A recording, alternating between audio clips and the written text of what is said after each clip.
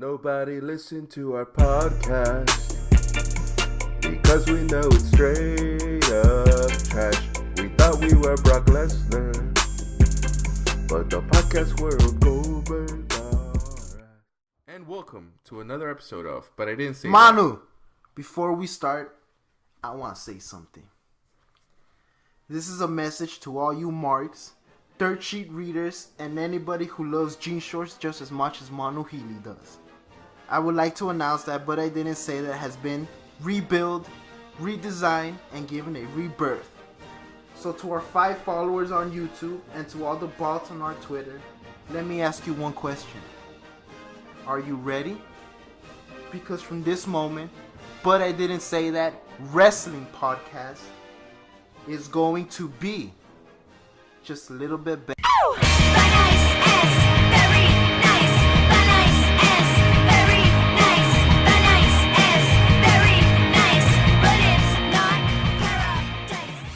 So today's podcast is going to be dedicated to a show we just came back from, I would say about an hour ago, from Pro Wrestling Guerrilla in Reseda, California. The show was called Only Kings Understand Each Other. It was about 7 matches, right? 7 matches, yeah. Mm-hmm. So let's get to it. What was the first match, Kevin? First match was Cody R versus Trevor Lee. Cody R. No, he said his name was Cody fucking Rhodes. Dude. So that does that mean he has officially his name back from WWE or what? Yeah. No, it just means that he can't if he comes out on television, he can't use the Rhodes name, but like everywhere else, yeah, he could, because they don't really care about that stuff. They just don't want him to use the name, because technically the Rhodes name is owned by the WWE when they bought off a lot of the old NWA and AWA and all that Florida Championship Wrestling where Dusty used to wrestle. Oh shit!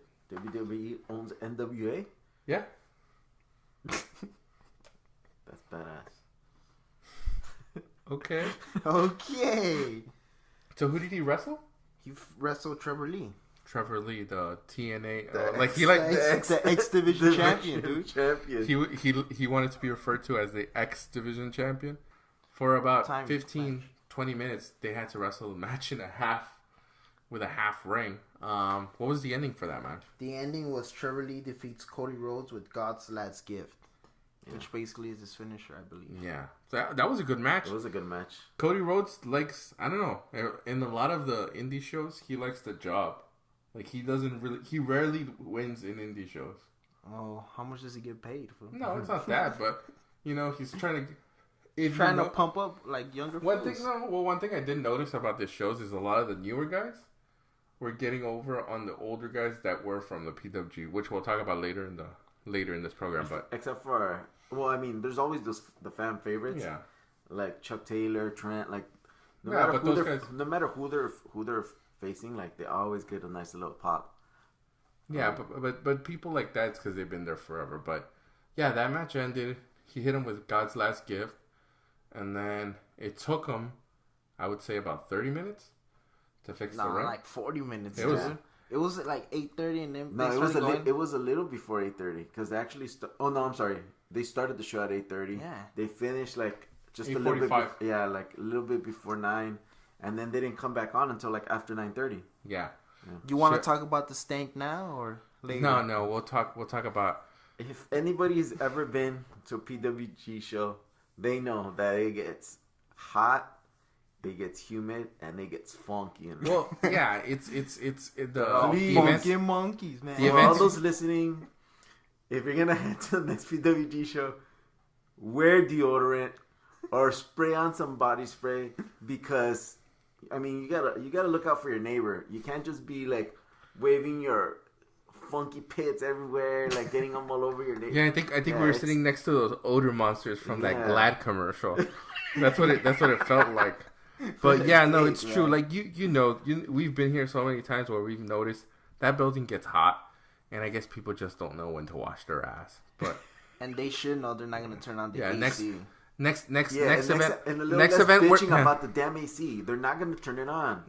But for the next event, we're going to be prepared. We're going to be handing out, but I didn't say that, body deodorant and body sprays outside for free. But yeah, so we were sitting there in that funk for about 45 minutes waiting for this ring to. And it kept looking like every time they fixed the ring, the bump kept going somewhere else. So at the beginning of the match, when we walked into the show, I told Oski, I was like, hey, look, that ring looks weird. And I was like, yeah. Yeah, but like And then actually when they started running and trying to like do some moves off the ropes, you can tell. Well, you can tell from the beginning because the ring just looked higher. Yeah. So when you saw the ring compared to where the ceiling was, you kind of figured like there's not gonna be a lot of high flying moves, which there wasn't. There wasn't not that as many. Much. Yeah, but they got that fixed. They got the ropes tightened finally. Luckily for all the wrestlers, because especially the unbreakable machines. No, but because the next that's match. Why? Because the next match was basically Rey Fenix from Lucha Underground. A lot of people know him from Lucha Underground, or if you watch AAA from Mexico, but not anymore because he's now with he's like a free agent. He wrestles everywhere. I think he was wrestling a lot in the Crash promotion for TJ, but it was him versus Trent Veretta from Roppongi Vice. So that match was pretty good. Dude, off the bat, I thought this was the best match. And this going into it, I didn't know about Phoenix. Hold on, but this is the first time you saw Rey Fenix, right? That was the first time I saw Rey Fenix, man. I'm a big ass fan, dude. All those flips, all those jumping off the fucking top. Well, no. What helps this match? What helped a lot was there was a little bit of comedy to it in the beginning because Trent, he's good at that. He's good at giving you comedy in the match. But then when it comes to high flying, he can do that too. So it's pretty good throughout the whole match. The back and forth, all the flips, all the fucking the lucha moves, like you so gotta give it up to him. So how did the match end? What was the outcome? The match ended with Trent defeating Phoenix with a cradle back to the belly power driver. That's right. Then they did the whole thing because both kind of baby faces. Shook his hand, left Phoenix in the ring. Crowd cheering. They want him back. They want him back. This guy's gonna come back a lot. This is like, I think the third or fourth show he's come out, really? And every time I thought it was his first show. No, he's been in a few of those. What? Yeah, yes. Remember we couldn't make it to the Battle of Los Angeles. That's where a lot of the Lucha Underground guys. But he had come out before that, like a show or two before that. Okay. But yeah, that match was really good.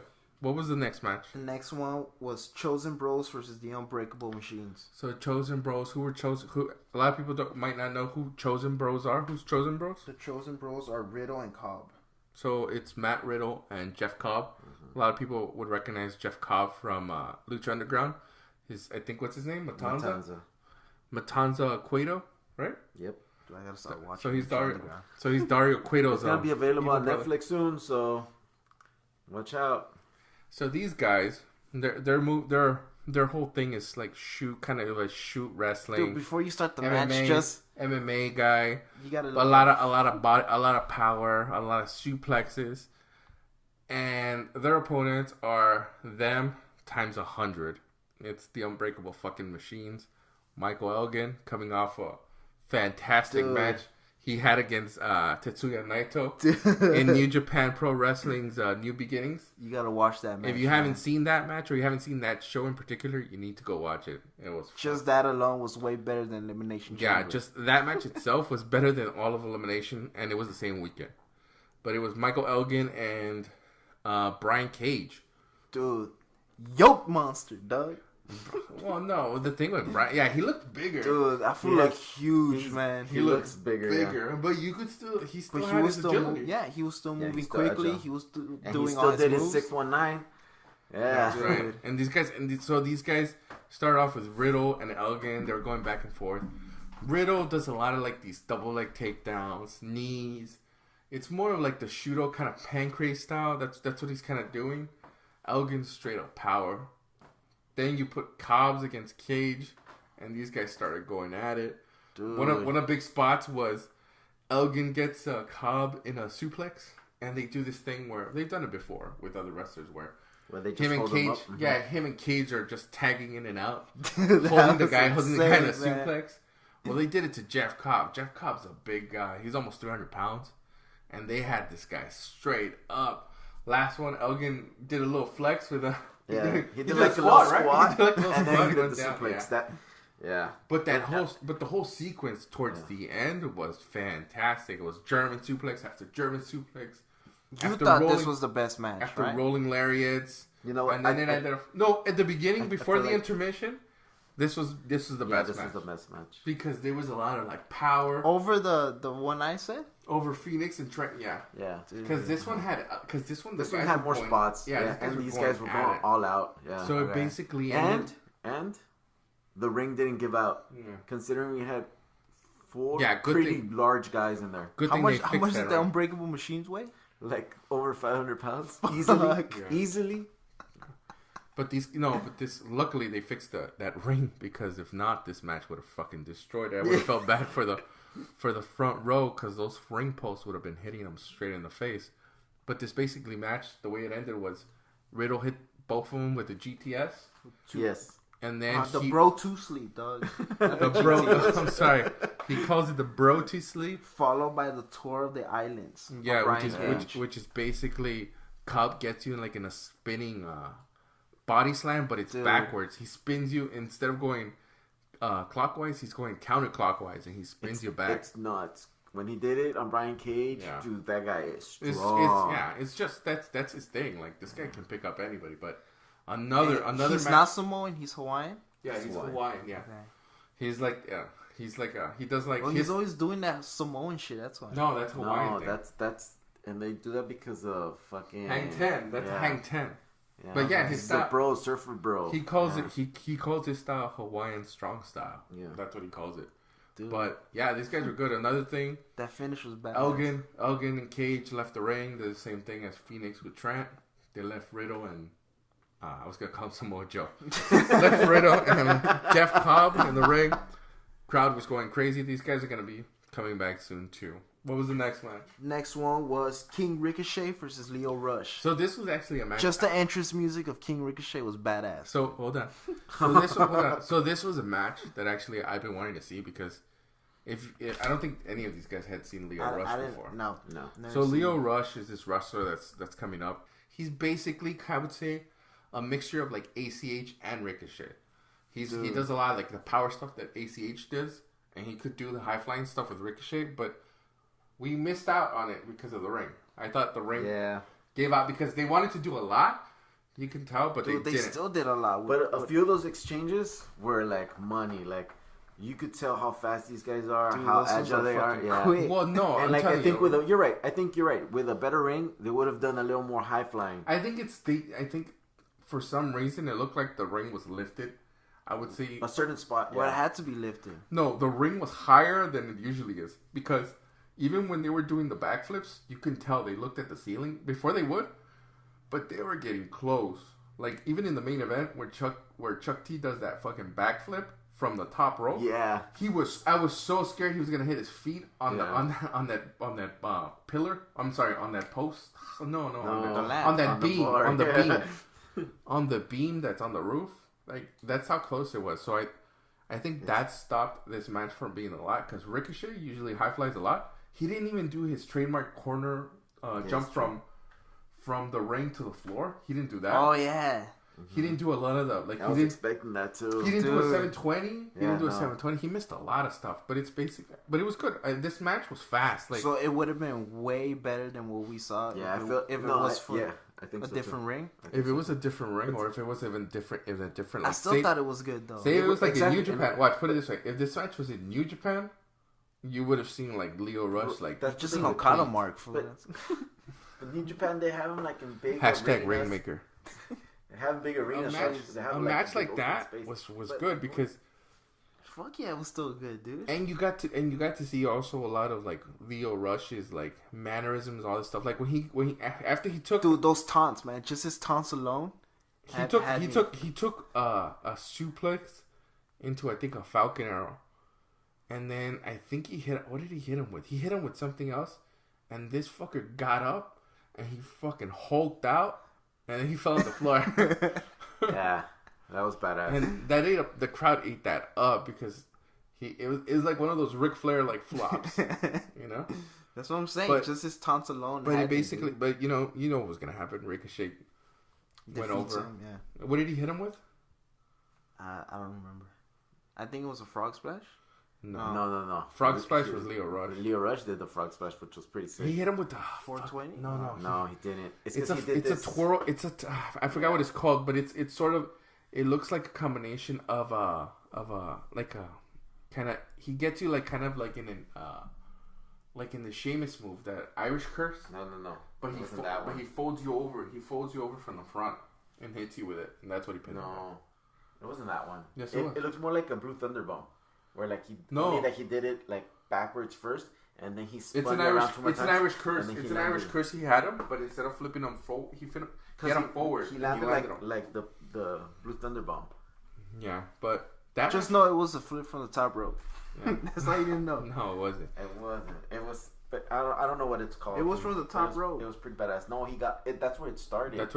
But he got him into a package. Uh-huh. It's similar like when Cody Rhodes hit him when Cody Rhodes hit Trevor Lee with the Muscle Buster. Yeah, you're like, what the hell? That was badass. What the hell? But yeah, so no, that Ricochet match was good. Props to Leo Rush. You know, he's gonna start coming out a lot more, and people. Dude, he's gonna have big pop, dude. He's gonna have big fans, just like Ray Phoenix. They're gonna have big fans in PWG because a lot of people respected his work. And then what was after that? The intermission. After that was the intermission.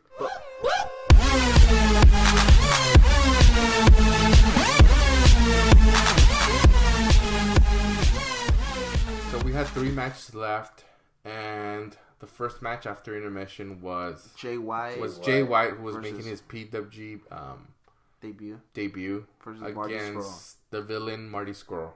This guy's over everywhere, and he got even over after Paul Heyman was saying that that's his favorite wrestler at the moment. So that just blew him up. Dude. This is actually the first time I've ever seen Jay White.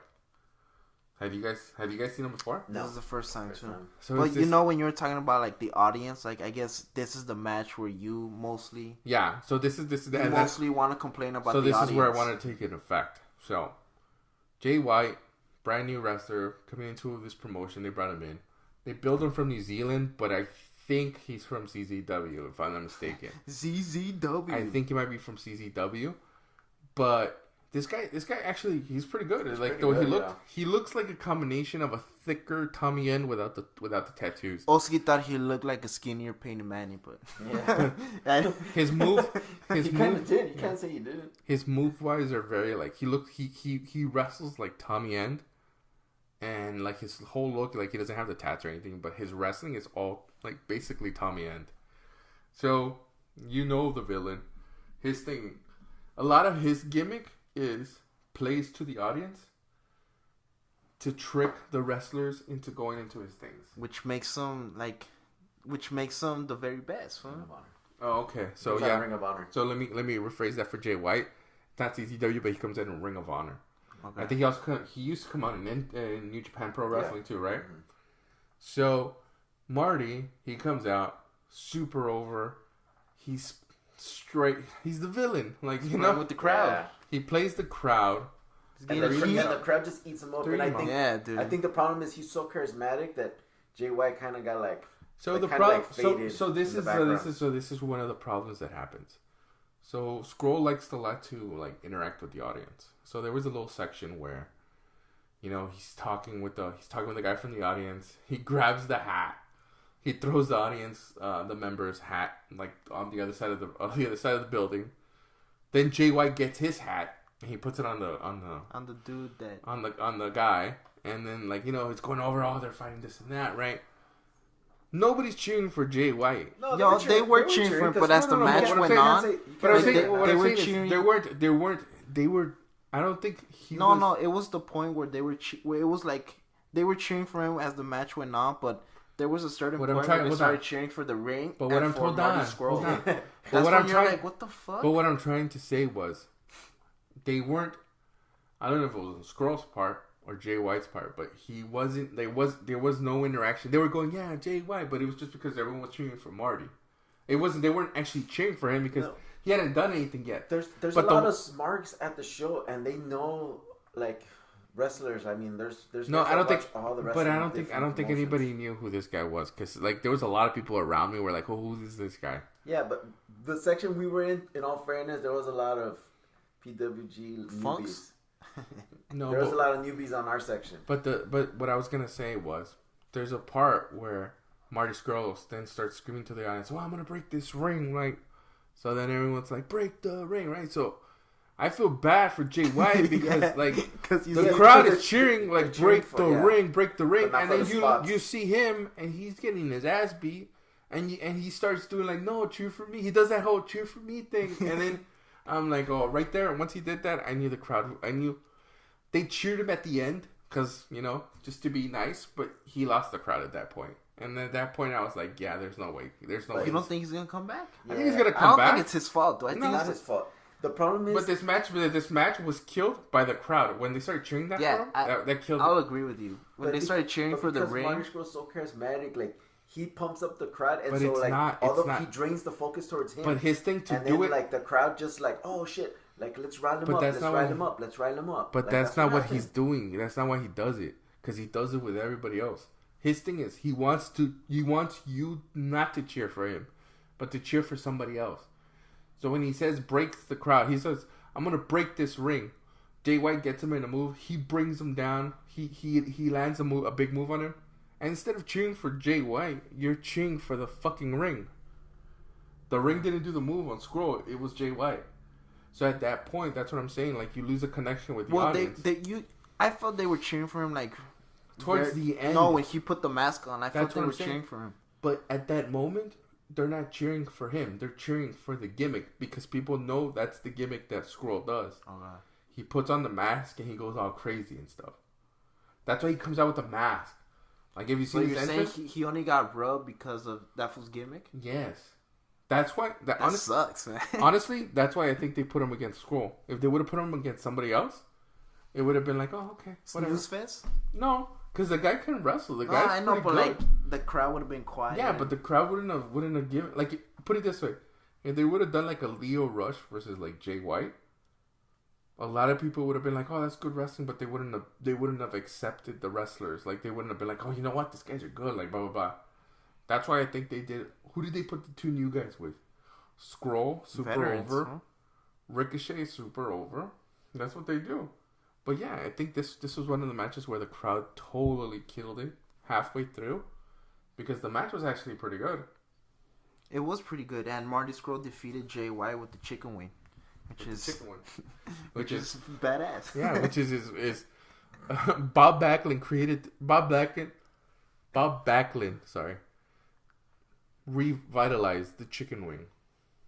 That was his finisher in the 70s, and then like in the mid 90s when he came back. Yeah, Bob Backlund came back and he defeated Bret Hart for the title. You laugh with the chicken wing. He beat him with the chicken wing, right? And you're like, "Oh my god!" Like, yeah, he blew it up. That's what brought it back. So, wow. So Marty Scurll using this, it's pretty funny. And like his whole thing is like, that guy's got like money written all over him. Like, that's his thing. Like, if you see him like a couple years before, where he was like this, he still did. It wasn't the villain. He was like this party. I think what was his name? Was like an Adam Rose type character. Kind of, yeah, like an Adam Rose. Like, I think it was Party Marty. I think that was his name. But he had like this whole thing. But you kind of back then you knew like, oh, if this guy changed his gimmick, he could, because he can wrestle. And you're seeing it now. Like, this guy, give him like a year or two, this guy's gonna be in the WWE making millions. Fuck. Yeah, this he's that good. So why do you think he hasn't signed yet? He still has like a lot. Because he just signed a contract with Ring of Honors. Ring of Honors usually does 1-year contracts, so him and Ospreay have that going for them. I don't think he goes to New Japan. I think it's just Ospreay. But yeah, once that gets done, you're gonna see this guy in the WWE for sure. Fuck. Yeah, and that was the reason why he didn't come out in the UK tournament. He should have come out in that fucking tournament. Well, he was under contract already, so they couldn't sign him. That's why Sabre Jr. didn't come out, because he was under contract. But yeah, that match was pretty good.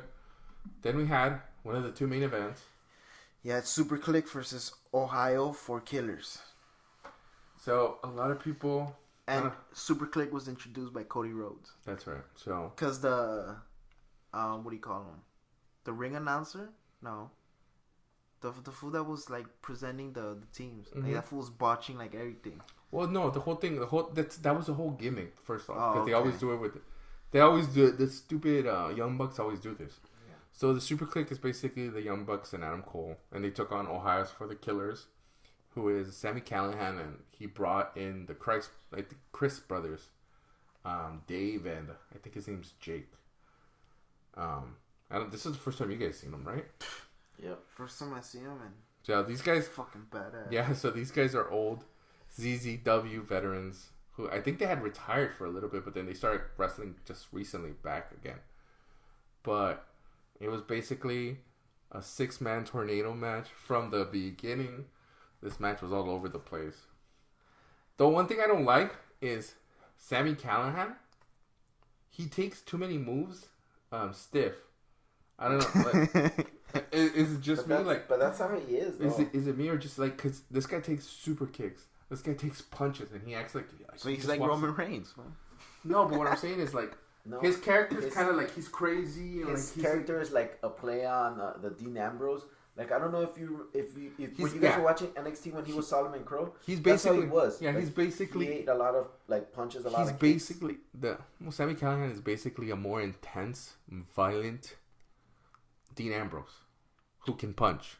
Because, wow. Yeah, I'm sorry. Dean Ambrose cannot punch. Like, those punches, either go to Shane McMahon's trainer and learn to throw. Punch for shit. And learn to throw them, but yeah, he's just basically a more intense Dean Ambrose. But you can't hate on him, dude. The match I'm not hating him. The match was fucking. No, I just fucking think, great, dude. Honestly, for me, I think he just takes a lot of. I get taking some of the shots stiff. He's a sandbagger. I think he sandbags some of it because there's parts where like the Young Bucks and Adam Cole hit him with a triple fucking super kick, and this guy like just stands there like going crazy. Like, come on. Once is fine. 3 times in a match. You just said that's his gimmick, man. No, but not. He sold it though, right? He sold it. Yeah, he would sell it sometimes. Dude, he sold them. And all those fucking spots, the fucking RKO from the top. Hold on. So the fucking suplexes. Hold on. So this match is basic. Shut up. So this match is basically what Broken Matt Hardy calls the Young Bucks. These guys are just spot monkeys galore. There's so many spots. Yeah, there's so many spots that were in this match. They had a couple spots where they threw everyone out the ropes, and I think it was one of the Young Bucks. Goes and does like a front flip, like almost like a shooting star press from the top rope to the floor. He almost breaks one of the fucking lights on the light post. Adam Cole is a lot of more of a. It's funny because when you pair up Cole with the Young Bucks, Cole does a lot of the comedy stuff. Because you got a lot of Cole like running through the ropes, and he's gonna dive, and then he does his Adam Cole baby thing. Like that's his stick, but it works for him. It works. Fuck yeah, dude. The Christ Brothers, those guys went insane. Like there was a lot of like stuff they did. All those RKO spots. But basically, the main spot there was 2 main spots I think in the match was they had a sequence of RKOs. It was 3 spots. The suplexes at first. The suplexes RKOs where there were the super kicks. But the ones that are memorable that you're gonna see over and over again is the RKO segment where like these guys are all RKOing each other, and then out of nowhere. One of the Young Bucks does an RKO like Stone Cold. Does a stunner, like a Stone Cold stunner. One of them does it like the Diamond Cutter. And then Adam Cole did the Randy Orton Adam Cole does the whole Randy Orton getting ready. Yeah. Like the Viper's about to pounce. And he gets stuffed. Then one of the Christ Brothers gets him with a flying RKO. Out of nowhere. Then the 2 Young Buck guys get set up for almost like kind of like a Legion of Doom. What's it called? A Doomsday device. Plex. But one of the Christ Brothers turns it into an RKO from the top rope, which was fucking insane. But like he does the Undertaker the old school one. Where he goes to the middle of the ropes and then he does it off the top rope. That was crazy. He peels off the top rope and then everyone's blowing like that place that spot blew the roof off the place. Yeah. And then at the ending was basically a super kick party. Yeah. Like it starts off with like they defeated them with a fucking 50+ super kicks. Yeah, the Young Bucks and Cole hit over 50 suplexes in a row. Super kicks. That's what I said. You said He suplex. suplexes. Oh, 50. No, yo, shit, Manu. They hit him with over 50 super kicks to Ohio's for the Killers. They ended up pinning, I think, Sammy Callahan. Sammy Callahan got the last one. Yes, Yeah. he did. And they pinned them. They did the whole thing. It was a lot of comedy for these guys, but a lot of spots. But match played. It wasn't one of the best matches, but It was It just, was they just had a entertaining. lot of spots. One of the more entertaining ones. yeah, it was entertaining ones. So then it's 12 o'clock, and we have one more match left, which is basically for the PWG World Heavyweight Championship. The challenger, Chuck Taylor, the Kentucky Gentleman versus Zack Sabre Jr. So this is another match. Hold on. This is another match that I think, for me, because I like Chuck T, and we've seen him over the years and stuff like that, but he's a babyface, right? We can all admit he's a babyface. Babyface. Sometimes he does little heel things, but he's a babyface, right? So you go into this match with Sabre, who's a babyface, right? Is Sabre a babyface? Well, hold on. It's before this match. Was Sabre a babyface? Yeah. Yeah. So you have two babyfaces, right? But you're at a PWG show, so they have to boo for somebody. They decide to boo Zack Sabre Jr. That's one of the things I don't get. Yeah, that's one of the things I didn't get throughout the whole match. That's what threw me off. Because Chuck T came out, huge pop. I get it. Fan favorite. Why are you booing for Sabre Jr. if you were cheering for his ass last time he won the belt off Roderick Strong? Like, you were cheering his ass like crazy. That's the one thing I didn't get, because it's Chuck T and he's fan favorite for PWG. But you're not like that. That's a match where you should have just enjoyed the wrestling they gave, because it was a pretty good match. The first 2 minutes, it was all set up just to have Chuck T do a quick win. Yeah. He hit him with a power driver. Squash. Yeah, he did a power driver, super kicks. Like, He did a roll up. He did a roll up. 1, 2, almost threes. But the whole match was good throughout the whole thing. But what kept throwing you off was they kept booing for Sabre. And all the little comments, like, people fucking so people then people started cheering USA, USA. Had people screaming Brexit. Had people screaming Sabre sucks. Like, stuff like that. I don't know. For me personally, as a fan of both of them, I didn't like it. It threw me off the whole time. Because the match they were just been cheering for both. Yeah, the match they were giving was a cheer for both. You guys act like you've never seen wrestling. You gotta root for one and you gotta boo No, you the don't. other. No, you don't. No, you don't. That's how it was set up. Because the way Zack Sabre Jr. came out after that huge pop that Chuck Taylor got, he came out the same way. He came out straight mugging. Zack Sabre came out mugging. And then he got right in his face. Just for giving him a Nesmo kiss? No, but Sabre got in his face. No, but Sabre does the same thing. He comes out the same way all the time. So I think that's where the ending kicked in, because, of course, Chuck Taylor, like I said, fan favorite, he wasn't going to win the title. He wasn't going to win it off Sabre. Sabre gets him in a basically triangle. Chuck T taps out. And people are still booing for him. And who else do they bring out? Marty Scurll. So you're going to be okay if you're going to boo, like he said. If you're going to boo for me, and you're going to boo for Sabre, who's your champion. And I couldn't understand shit because people were fucking screaming. Well, his whole thing was he's saying that they come from so far to perform for people, for them to be booed, and these guys are your champions and your best wrestlers. So he was basically going to tell them to go fuck themselves. You see Sabre like flipping people off. You see Sabre saying "fuck you" to the crowd. It's just weird. Like, it just threw me off the whole match. But it was funny, man. Like, it's funny. Like, that little turn he had at the end. See, that it should have been at the end where people boo him, not during the match. Because it played out fine. I know, you guys were like not. You guys are not seeing the bigger picture. There is no bigger picture. There is a bigger picture. The bigger picture is at the end, it's a heel turn. Exactly. Yeah. It is a heel turn. And then Trent comes out and then we get the best friends like reunited. Yeah, like, that was badass. That's the big turn. But what I'm telling you is, you didn't have to do it from the beginning. No, but here's the thing. It seemed like people were turning on him, so they decided to fuck it. Let's just keep playing it like this. People turn on him before the match even started. That's why. Like, I get it. They weren't going back. But I get it if he beats Chuck, and then people start booing him at that point. I get it. Okay, they beat one of your favorites, whatever. Then Squirrel comes out and they start kicking Chuck T's ass. Do you remember when Kyle O'Reilly was the champ and he fought Zack Sabre Jr. and they weren't booing Kyle O'Reilly. They didn't boo him. Exactly, but at the towards the end when Zack Sabre Jr. was getting the better of Kyle O'Reilly, they started booing Zack Sabre Jr. No, they didn't. Yes, they did. No, they didn't. Then you get the double cheers. You get the that's what you want. And then they're like, you know what? Fuck, this was pretty badass. Then they started cheering. No, but you get the double cheers. I get saying, Chuck E.T., Zach, I get that.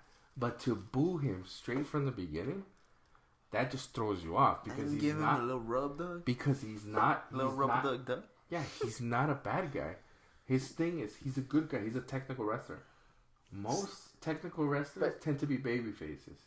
Most. So see the heel turn was at the end, dude. That's when you're supposed to boo him. Like the ending was perfect. At the ending, yeah, but they just killed it. But the people, right there, I would say the audience ruined the promo because what Marty Scurll was saying was on point. Like it was on point because it's like you guys are booing your champ, and like it happens sometimes. People boo the champ, like.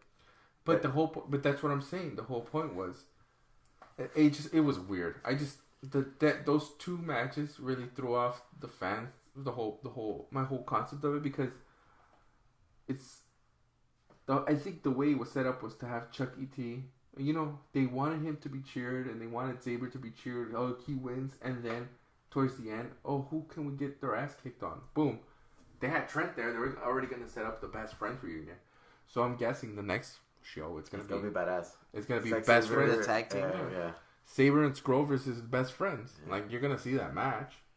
That's good though. Fool. So I just thought it was weird. Overall, show was good. It wasn't one of the better. It's always good though. Yeah, but it wasn't one of the better shows that we have seen because there was. Yeah, there was a lot of good matches. I wouldn't say a lot of good matches. A lot of good spots. There was a lot of there was a lot of good matches. There wasn't a lot of matches where you're like, oh shit, like it's memorable. The best match that I thought after watching the whole show in its entirety, the best match was the tag team match. Yeah, that's the one I like. Not the Unbreakable fucking machines. Unbreakable fucking machines against the Chosen Bros. Yeah, against the Chosen Bros. That was the best match. Yeah. Second, Ray Phoenix versus Trent versus Trent. Those were the two, and then I would do the Sabre and. Chuck because of just the match itself. My problem with that match was that like certain spots felt the really main rushed. Event? Yeah. Well, like I felt they only give him like 15-20 minutes. No, and I get it. They were pressed for time. Usually, like Sabre matches go a little bit longer. But Chuck T's matches don't go more than 20 minutes. I know, but Sabre's match, I just felt like certain spots like felt kind of rushed. That's me. Like to me, honestly, it just. You were thrown off by the boos. No, but I'm saying just if you set up like if you look at if you boo the champ or you chant 10 when when Ty Dillinger isn't wrestling, Manu is automatically Raw. Pretty enjoyable show. Yeah, worth the money. It wasn't worth my nose, but Well, next time we'll probably get there 2 hours earlier, and 3 hours earlier, dude. We gotta get there at 5. Seriously. But, overall, good show. A lot of cool spots you're going to see on somebody's clip show for it. Yeah, but when they release the DVDs, make sure you order them if you weren't there today. Because some of these spots are you getting a cut of the PWG? Wait, you paid to enjoy the show, and now you're what? You want people to go on YouTube? You want people on YouTube to go watch it illegally? I want people to listen to this podcast, not to watch the show. Wow. If you guys want to illegally listen to this podcast, go for it. I don't care about that. Just listen to it. That's all I care about. Yeah, but order the damn DVDs of PWG. Help it keep going. It's gonna keep going either way. Like and these guys. Wow. These guys. But these guys. It's called Crush Promotion, man. New Japan was there. I didn't see Kevin get his ass up from at all. The secret talk's going on right now. Oh, we might be covering G1. Did I just Metzger Keep it on the hush. Did I just Metzger this this contract? The ink isn't even dry on the contracts. You're already giving up details. All right, yeah, we'll cut that out of this. We'll cut that out of this episode 4. But overall, I enjoyed it. I enjoyed it as well. I thought the matches were good. Thought they had a lot of good spots. And with that, ends this episode. We never had no followers, not even one fucking like. Botchamania rejected us. We didn't even make a fuss. I'm feeling like I'm Roman Reigns. Nobody ever gave a fuck. We suffered through a lot of pains for this show to get no play.